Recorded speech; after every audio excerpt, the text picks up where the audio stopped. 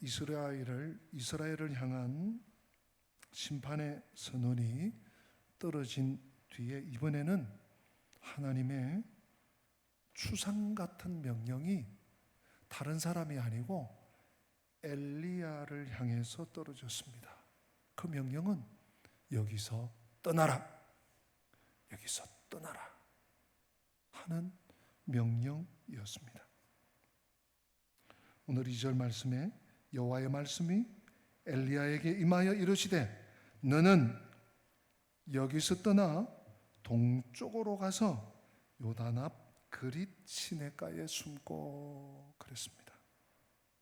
동쪽으로 가서 요단 앞 그릿 시내가, 거기에 숨으라고 말씀하십니다. 여기 나오는 그릿 시내가는 말씀에 나오듯이 요단강의 한 지류인 것 같아요.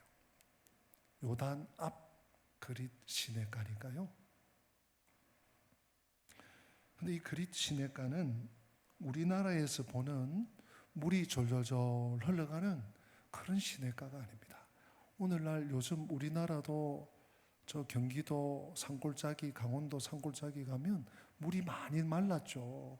옛날에는 이 폭이 다 흘러내렸는데 그냥 좀 폭이 줄고 또 물이 마르고, 그래도 우리나라 시냇물 이러면, 시냇가 이러면 물이 졸졸졸졸 흐르는 것이 그냥 일반입니다. 근데 이 중동 지방의 시내는 그릿 시내, 와디라고 하는 곳입니다. 와디. 우리나라에는 이런 표현이 잘 없죠. 우리나라로 치면 일종의 협곡 내지는 건천, 이게 골은 나 있는데 물은 없는. 근데 왜 시내입니까? 왜냐하면 우기에는 물이 흐르니까요. 우기에는 시내니까요. 그러니까 건천이라고 보시면 됩니다. 히브리 사람들은 와디.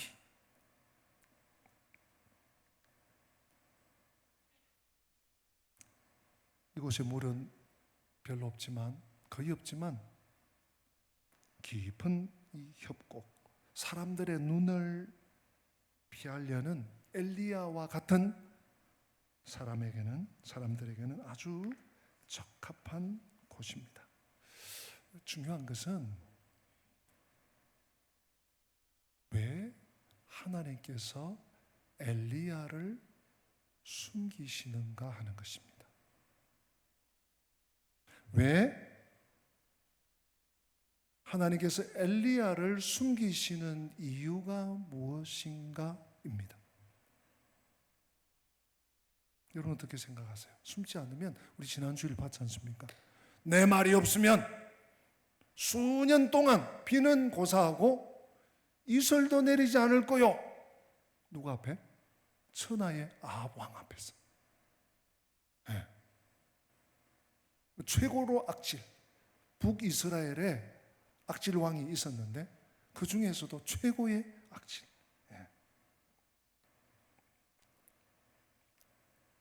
아합 왕 앞에서. 그래서 우리는 언뜻 하나님께서 엘리야를 숨겨서 살려주시는구나. 숨지 않으면 아합에게 잡혀서 죽을지 몰라서 그렇지 않겠나? 아닙니다. 엘리야가 숨지 않아도 하나님은 그를 지킬 수 있습니다. 어떻게 합니까? 그 앞에 선배들을 보면 모세가 애굽 왕 바로 앞에서 하나님의 심판을 선언했습니다. 그것도 한두 번이 아닙니다. 무려 10번이나. 피, 개구리, 이 파리, 우박, 독종, 전염병, 심지어 장자의 죽음까지. 오늘 나하고 결판 냅시다. 내 말 안 들으면, 내 백성을 안 보내면, 하나님의 말씀을 거역하면 당신들 장자 다 죽어. 했는데도 바로가 안 들었잖아요. 무려 10번을 거의 이거 전쟁입니다, 전쟁. 그랬는데 어땠습니까, 여러분? 하나님께서 모세를 숨기지 않으셨죠. 숨기지 않았습니다. 아니, 오히려 하나님께서는 모세가 애굽 전역에 두려운 자가 되게 하셨습니다. 바로 왕뿐만 아니라 대신들, 충신들, 국민들, 우리나라가 망해간다 그러면서 이 모세가 뜨면 다 두려워 벌벌 떨게 만들었습니다. 함부로 모세에게 손을 대지 못하게 하셨습니다. 그러자 모세는 당당하게 물러서지 않고 바로와 대결을 했던 것입니다. 엘리야도 그렇게 하면 되지 않겠는가 싶습니다. 어차피 하나님께서 아합과 일대 결전을 벌이기 위해서 엘리야를 불러낸 것 아니겠습니까? 그렇다면 하나님께서는 얼마든지 엘리야를 모세처럼 강하게 하시고 손대지 못하도록 하실 수 있겠다 없겠다? 있겠다죠. 그러나 모세와는 달리 엘리야에게는 가서 숨어. 내가 까마귀 보내줄게. 명령하셨습니다. 어떻게 보면 좀 싱거워요. 지금 1절에 대단한 등장을 하고 그냥 정말 누구도 흉내낼 수 없는 그런 선포를 했던 하나님의 종 선지자를 대단하게 시작해놓고 너무 싱겁게 끝나는 거 아닌가, 이런 생각도 듭니다. 그런데 하나님께서 엘리야를 가라, 여기서 떠나라, 그리고 숨어라, 그리 시냇가에 가서 숨어라, 내게 먹을 것 마실 것 줄게 하신 중요한 이유가 한 두 가지 있습니다. 그 중에 첫 번째는요, 사실은 엘리야에게 해당되는 부분은 아니라고 볼 수 있어요. 무슨 얘기인가 하면 엘리야가 도망쳐서 숨은 그것은 아합과 이스라엘 전체를 향해서 아주 심각하고 중요한 의미를 가집니다. 심각한, 심대한 문제가 되는 일입니다. 그것이 무엇인가? 우리는 그 대답을 구약성경 아모스 8장에서 한번 찾아보려고 합니다. 우리 아모스 8장 11절 우리 같이 읽어보십시다. 아모스 8장 11절 같이 읽습니다. 주 여호와의 말씀이니 보라, 날이 이를지라 내가 기근을 땅에 보내리니 양식이 없어 주림이 아니며 물이 없어 가람이 아니요. 무슨 기갈요? 여호와의 말씀을 듣지 못한 기갈이다. 물이 없는 것도 기갈입니다. 양식이 없는 것도 기근입니다. 그런데 더 문제는 하나님의 말씀을 듣지 못한 기근. 심각한 문제입니다. 우리 이어서 12절과 13절 말씀을 듣지 못할 때 어떤 일이 일어나는지 한번 보십시다. 12절 13절 연하여 읽습니다. 사람이 이 바다에서 저 바다까지, 북쪽에서 동쪽까지 비틀거리며 여호와의 말씀을 구하려고 돌아다녀도 얻지 못하리니 그날에 아름다운 처녀와 젊은 남자가 다 갈아여 쓰러지리라. 말씀을 듣지 못한 기간. 그냥 말씀을 못 들어서 조금 공허하네, 이 정도가 아니에요. 동쪽에서 북쪽까지 남녀노소 픽 쓰러져요. 올해 우리 이 무더위, 작년도 참 무더웠지만 올해 이 무더위가 너무 길고 지리하고 이러면서 온열병으로 쓰러지신 분들이 적지 않다고 합니다. 심지어 돌아가신 분들도 적지 않다고 그래요. 이런 기온이나 이런 못 먹어서가 아니라 하나님의 말씀을 듣지 못한, 하나님의 말씀이 없는 기갈, 이걸로 인해서 사람들이 가라여서 처녀와 남자와 이 모든 사람들이 다 가라여 쓰러지더라. 이 아모스 시대에 하나님께서 이스라엘을 향해서 심판하시는 하나님의 심판의 메시지입니다. 심판의 단계를 가지고 따져본다면 이것은 즉 말씀의 기갈은 가장 무서운 수준의 가장 고난도의 심판이라고 볼 수 있습니다. 하나님의 말씀이 사라져 버리는 것입니다. 이것이 영적 기근입니다. 이것은 양식이 없고 물이 없어서 겪는 기근보다 더 무서운 것입니다. 적어도 하나님께서는 그렇게 보셨습니다.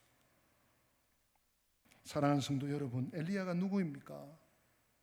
그는 부패한 이스라엘 중에 유일하게 하나님의 말씀을 담고 있는 말씀의 그릇 아닙니까?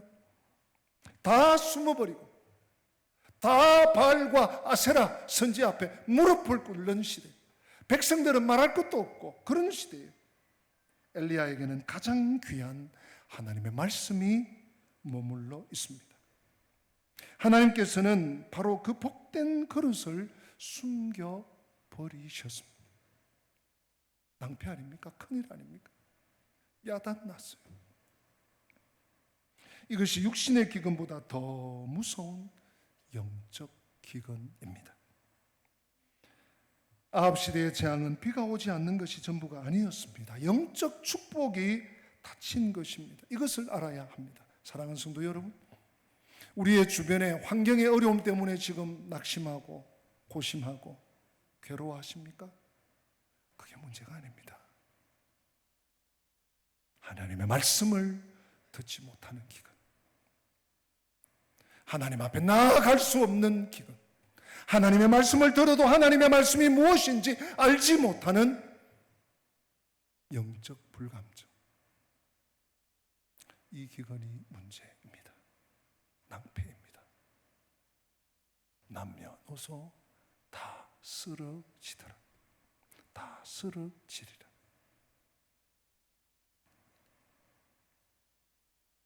두 번째, 이제 엘리야의 입장에서 한번 보십시다. 엘리야는 싸울 날을 위하여 철저하게 수동적인 자리로 가야 했습니다. 무슨 말인가 하면 엘리야는 하나님을 기다려야 합니다. 자기가 뭘 하는 거 아닙니다.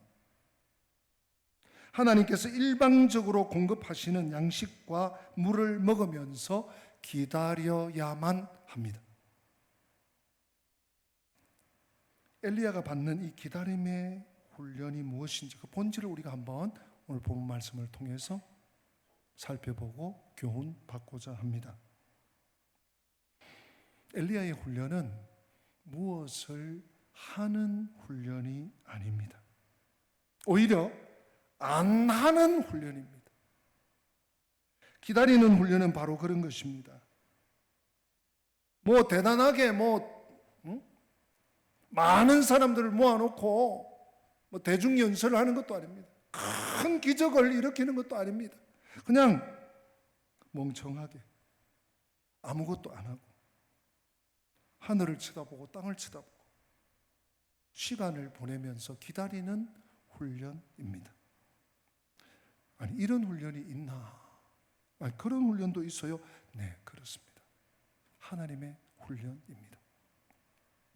엘리야는 그야말로, 엘리야의 성정은요, 우리와 같은 성정이지만 그 중에서 좀 특출난 사람이 있지 않습니까? 성격이 급한 사람, 성격이 불같은 사람, 천둥 같은 사람. 엘리야가 그런 사람이었습니다. 열왕기상 19장 10절에 엘리야의 성격을 잘 보여주지 않습니까? 그는 열심히, 우리 이 세 번역으로 보면 유별난 사람이었다고, 우리 9번역은 열심히 특심했다고. 특심했습니다. 다른 사람과 달랐습니다. 하나님, 다 죽고 나만 남았습니다 하는 사람이 엘리야였습니다.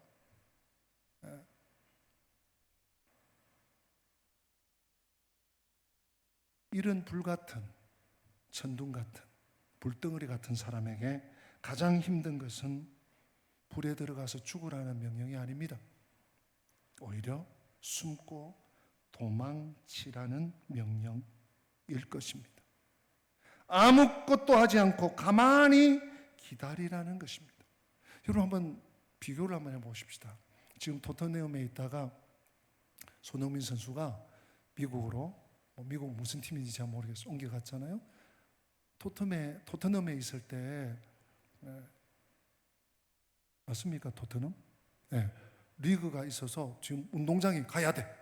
스트라이크 아닙니까? 7번. 네. 골을 넣어야 돼. 골잡이야. 예.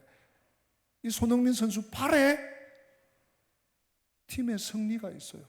근데 야야, 너 유니폼 입지 마. 너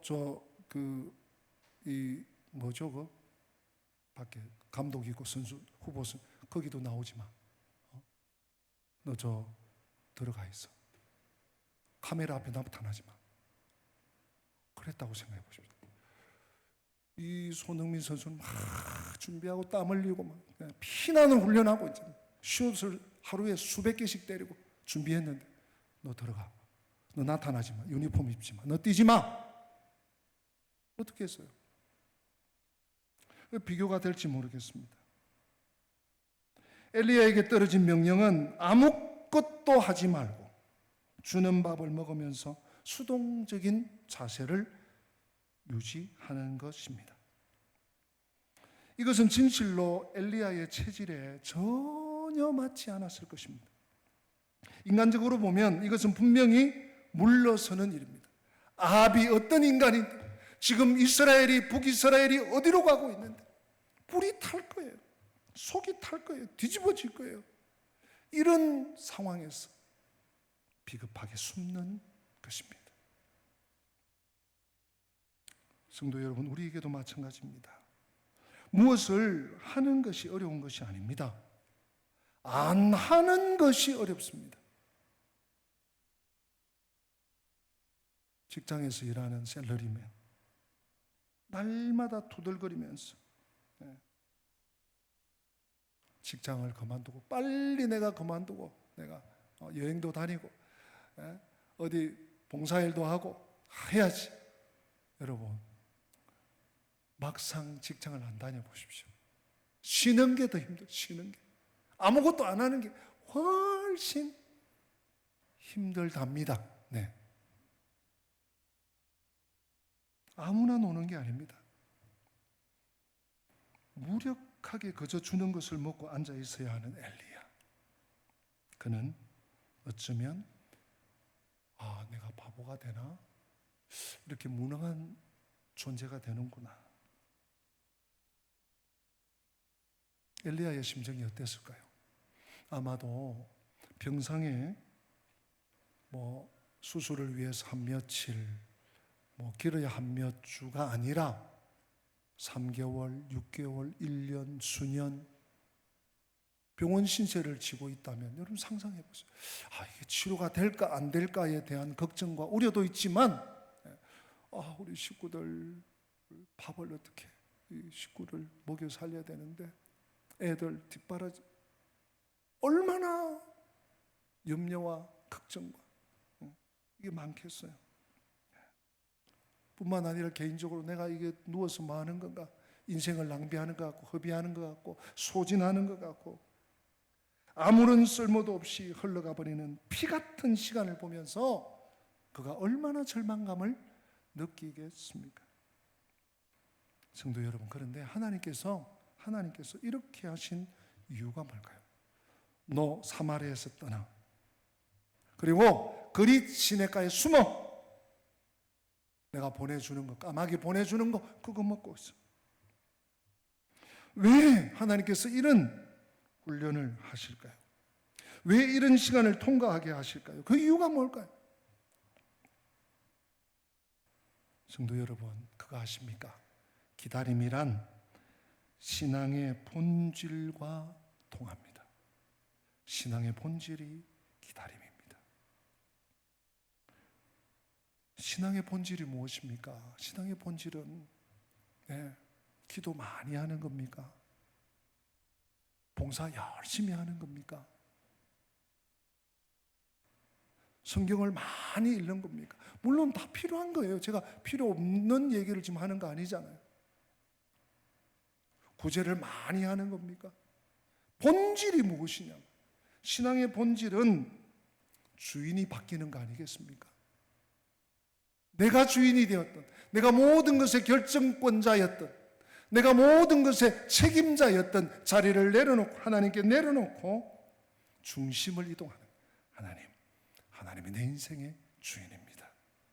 내 삶을 주님께 드립니다. 주님께 맡겨드립니다. 주님만 바라봅니다. 주님만 따라가겠습니다.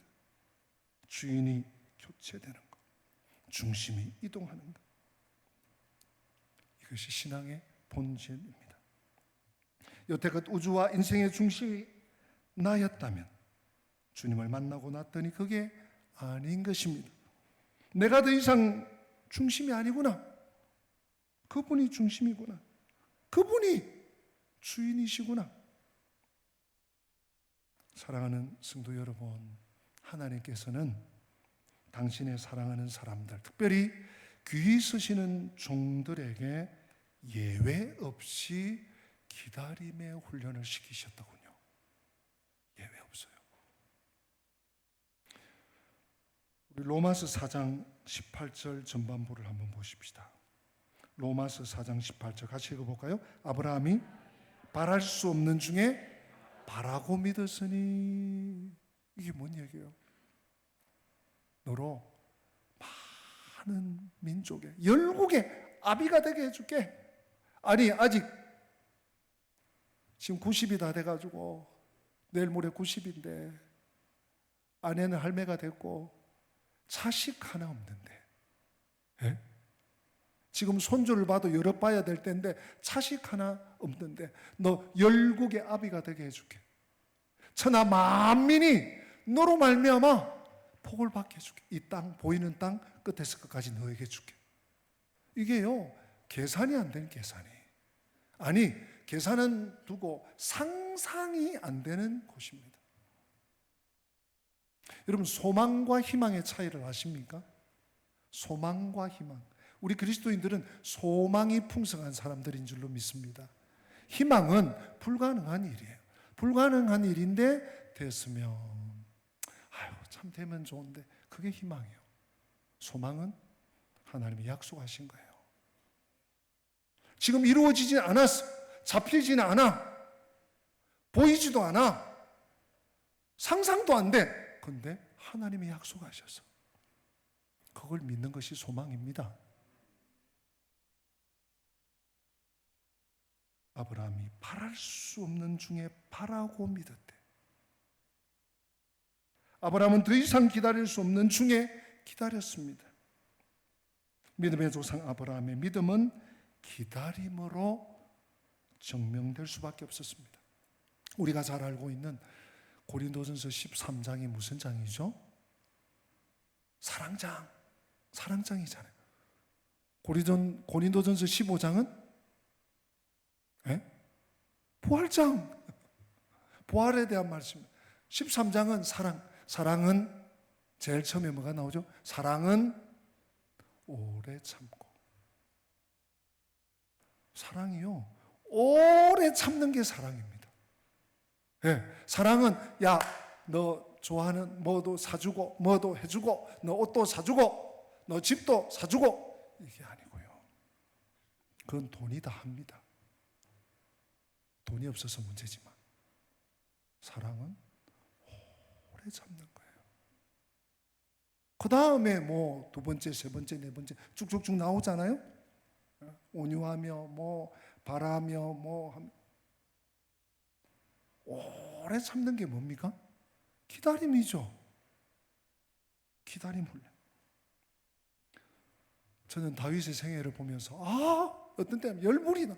아니, 여기서 어떻게 안 해버리냐. 여기서 또 저러고 있네. 또 이런 일이 터지냐. 다윗의 생애를 읽다 보면 어떤 때 열불이 터져요. 예. 하나님이 쓰시려고 그를 기름 부으시고 왕이 되게 하시고 또 다시 기름 부으시고, 그러면 그를 좀 딱 앞세워가지고 팍 전진. 물론 전쟁에 나가면 이겼어요. 늘 쫓기고 도망자. 꿈에도 그런 일이 있을까봐 두려워요. 10년을 넘게 광야에서, 아둘람 굴에서, 또 이름 모르는 굴에서 쫓기고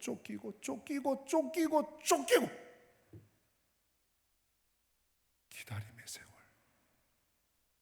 하나님이 그렇게 하나님의 사람들을, 소중한 사람들을 훈련시키시고 사용하셨습니다. 성도 여러분, 순종에는 능동적인 순종이 있고요, 수동적인 순종이 있습니다. 능동적인 순종이란 무엇을 하라고 하실 때 주저하지 않고 바로 하는 것입니다. 행하라고 하실 때 행하는 순종, 그것은 능동적인 순종입니다. 그런데 수동적인 순종이 있습니다. 이것은 아무것도 하지 않고 기다리는 것입니다. 가만히 있으라고 하실 때 가만히 있는 것입니다. 가만히 있으라고 하는데 나가서 꿈틀거리고 사람들 만나고 뭐 사고 뭐 하고 하다가 사고 터지는 거예요. 사건이 커지는 거예요. 큰일이 나는 거예요. 아무것도 하지 않고 기다리는 것, 이것이 수동적인 순종입니다. 가만히 있으라고 하실 때 가만히 있는 것, 기다림은 수동적인 순종입니다. 성도 여러분, 사랑하면 기다릴 수 있습니다. 사랑은 오래 참고. 그러나 진정으로 사랑하지 않으면 기다릴 수 없습니다. 하나님께서는 인생의 기초를 점검해야 할 자리, 바로 그곳으로 엘리야를 데려가신 것입니다. 엘리야를 보내신 것입니다. 너 가라, 떠나라, 그리고 그릿 시냇가로 가. 우리는 어떻습니까? 오늘날 우리는 너무도 시끄러운 세상에 살고 있습니다. 그래서 하나님을 만나는 수준이 거기서 거기에, 그 나물에 그 밥이에요. 늘 그냥 바닷가에 수영하러 가서 발목까지 그냥 찰랑찰랑, 아유 오늘도 못 들어가, 바람이 너무 불어, 아이고 물이 너무 차, 사람이 너무 많아, 컨디션이 안 좋아 하면서 찰박찰박하고 또 가요. 뭐가요? 우리의 영적인 수준, 우리 신앙의 깊이가 그냥 찰박찰박. 그래서 우리 영혼에서 소리가 들립니다. 너 좀 더 깊이 하나님과 만나야 되지 않아? 너 코로나 지났다고 너 계속 거기서 찰박거리고만 있을 거야? 너 신앙생활 지금 몇 년이야? 누가 그런 것이 아니라 내 영혼에서 그런 외침이 있어야 합니다. 그런 외침을 한두 번은 들었어야 합니다. 우리는 그 수준을 벗어나지 못합니다. 그런데 우리의 영혼 깊은 곳에서 우리에게 요청하는 소리가 있습니다. 하나님의 음성을 들어야 합니다. 새로운 차원의 만남, 이전과는 전혀 다른, 격이 다른 하나님과의 만남. 엘리야에게 그 만남이 필요했습니다. 여러분, 엘리야가 시골벅적한 북이스라엘의 수도 사마리아에 있다가 혼자 요단강, 그것도 본강도 아니고 그 지류 그릿 시냇가에 숨어 혼자 있으니까 얼마나 외롭겠어요. 지나가는 사람 없고 하나님께서 누구 개똥이를 보내줄게, 누구를 보내줄게 해서 공급하는 게 아니라 까마귀만 한 번씩, 하루에 한 번씩, 두 번씩 보내니 얼마나 외로워요. 까마귀하고 뭘 얘기를 할 수가 있나, 대화를 할 수가 있나, 지금 뭐 사마리아 어떠냐 물어볼 수가 있나. 얼마나 외롭고 고독해요.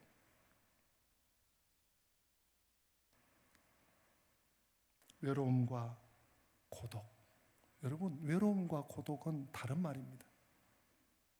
외로움은 고립입니다. 고립. 그러나 고독이란 단순한 고립이 아닙니다. 고독은 하나님과 단둘이 있는 시간이에요. 하나님과 단둘이 만나는 시간이에요. 그래서 우리는 이 고독을 그저 고독이라고 말하지 말고 영적 고독이라고 불러야 할 것입니다. 우리에게는 영적 고독이 필요합니다. 하나님과 독대하는 시간이 필요합니다. 엘리야처럼요. 하나님께서 아합의 위협 앞에 직면하고 있는 엘리야를 숨기셔서 특별한 기다림의 훈련을 받게 하시듯 오늘 복잡한 세상살이에서 갈 바를 알지 못하는 나를 불러내어서 그릿 시냇가에서 만나기를 원하십니다. 너 시간 좀 내다고. 고독의 시간, 외로움의 시간, 아무것도 할 수 없는 시간, 그곳은 주님의 시간입니다. 주님과 함께하는 시간입니다. 주님께 맡겨드리는 훈련의 기간입니다. 사랑하는 성도 여러분, 상황이, 환경이, 사람이, 나 자신 사방에 빈 둘러싸여 있는 것 같아. 아니, 혼자 뚝 떨어져서 외딴섬에 있는 것 같이 느끼십니까? 그릿 시냇가를 찾으십시오. 하나님이 만나주십니다. 아니, 하나님이 기다리고 계십니다.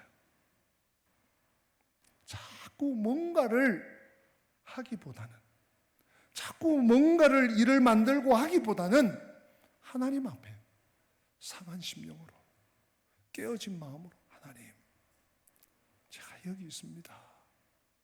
하나님, 제가 할 수 있는 게 아무것도 없어요. 하나님, 그저 주님만 바라봅니다.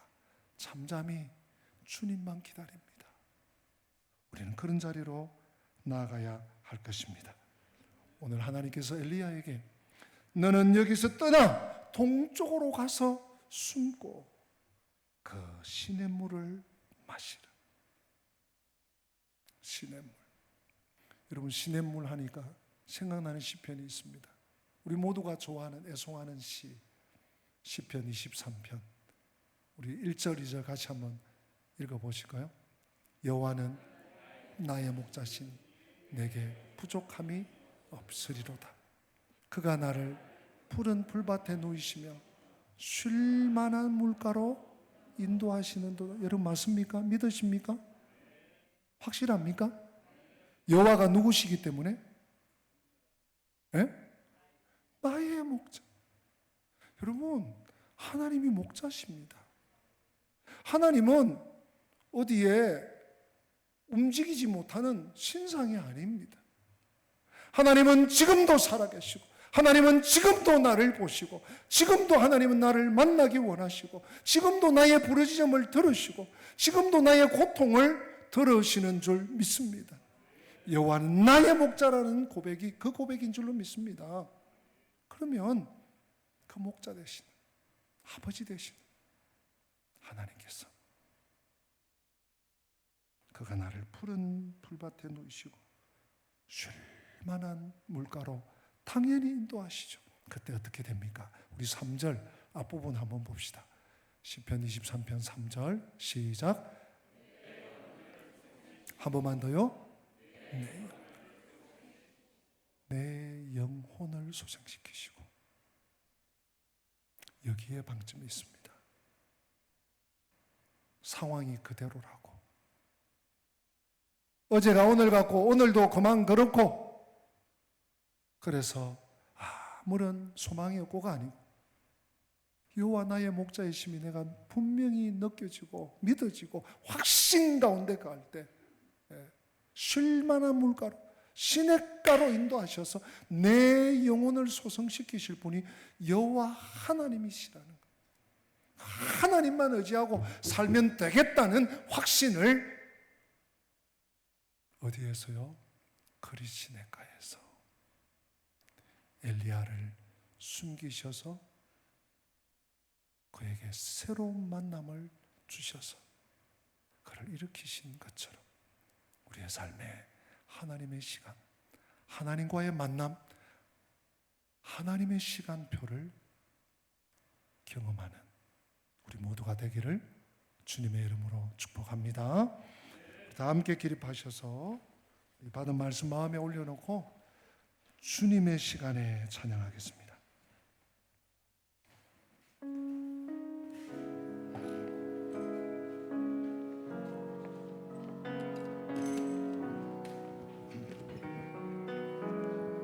주님의 시간에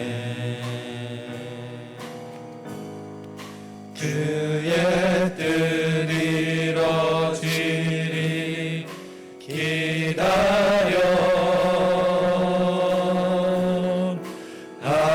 하루하루 살 동안 주님 인도하시니 주 뜻 이룰 때까지 기다려 그때를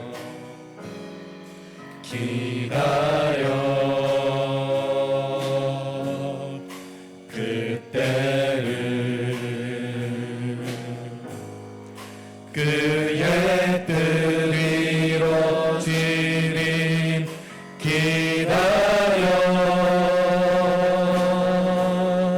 주의 뜻 이루어질 때 우리들의 모든 것 아름답게 변하리 기다려 1절만 한번 더 합시다. 주님의 시간에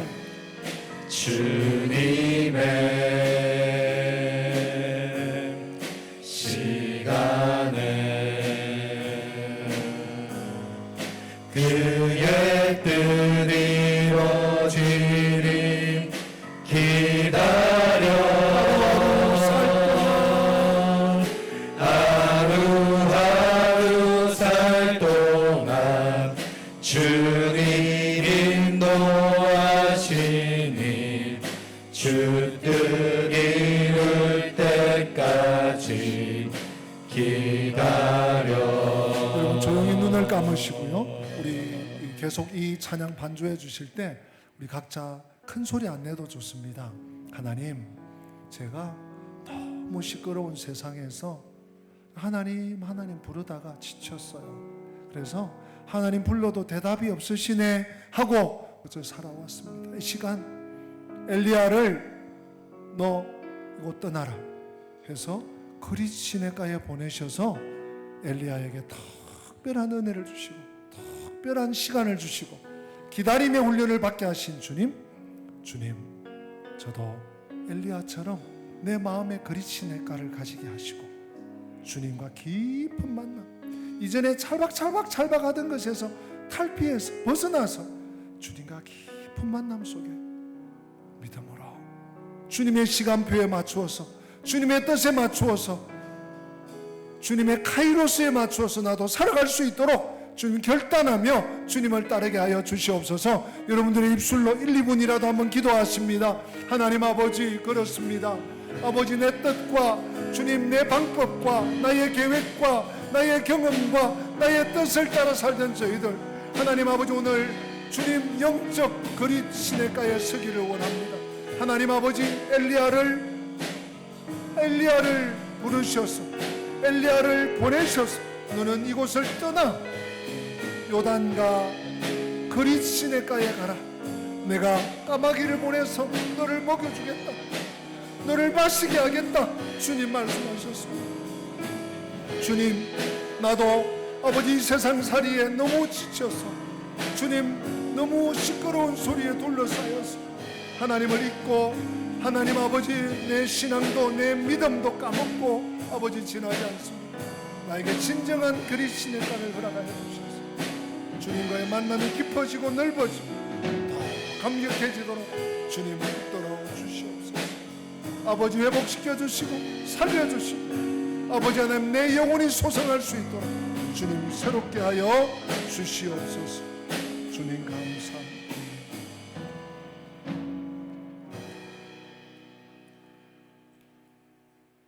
주 예수 그리스도의 은혜와 하나님 우리 아버지의 어제나 오늘이나 영원토록 동일하신 그 크신 사랑과 보혜사 성령님의 교통하심이 엘리야를 숨기셔서 기다림의 훈련, 무엇을 하는 게 아니라 아무것도 하지 않는 훈련을 통해서 하나님만을 바라고 하나님만을 의지하고 하나님만을 붙잡고 살아가게 하신 이 훈련에 두신 하나님을 나도 붙잡고 믿음으로 그 길 가리라. 나도 그리 시냇가에 하나님 주신 큰 은혜를 사모하며 믿음으로 살기 원하는 성도들 머리 위에, 저들의 삶의 모든 여정 위에 지금부터 영원토록 함께 계실지어다. 아멘.